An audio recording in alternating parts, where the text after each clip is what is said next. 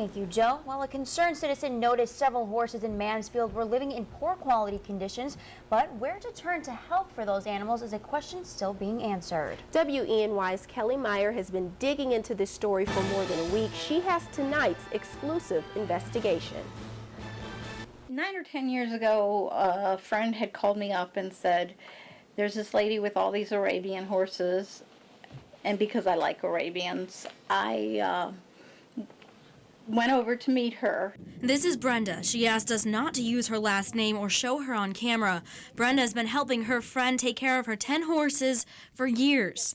Brenda says she slowly began to realize that those horses weren't being taken care of properly. One of the older stallions got so sick that he couldn't stand, and I wanted him to be put down so he wasn't suffering, and she fought me on that and fought me on that. A farrier who saw the horses last year told WENY News that he helped provide care in November. At that time, there was a horse with chronic hoof issues that needed regular hoof care. The environment of the barn was, rather run down and in a state of disrepair. The dispute between Brenda and the owner continued to put a strain on their relationship. She began to visit less often until just 2 weeks ago. Someone had called me and told me that one of the horses was dead and that there was no water in the barn. She asked the owner to find the horses a new home. The owner refused. State police went over last week to check on the horses' welfare. They told me the horses looked okay to them and were being fed. These are pictures of the horses taken by Brenda.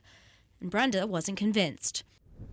Now I'm standing just off the property where the horses are being kept. We actually just finished talking with the owner of the home and those horses, and she says she's able to take care of them and they're doing fine, although she won't let us into the barn to see them. The owner refused an on-camera interview to allow us to show you her horses.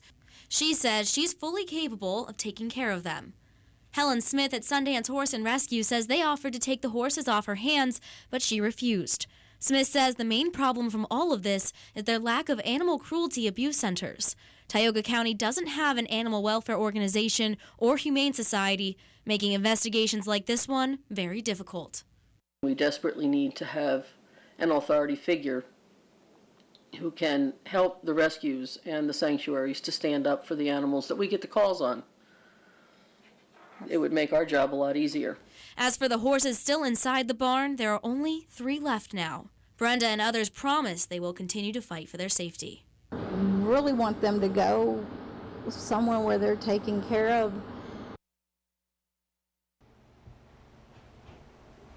That was WENY's Kelly Meyer reporting. Now, after Kelly contacted state police last week, they called in a trained human officer from Philadelphia. We're waiting for her report from that visit, but Kelly did hear that a veterinarian has been to the house helping with the animals, and the owner is close to letting those horses go.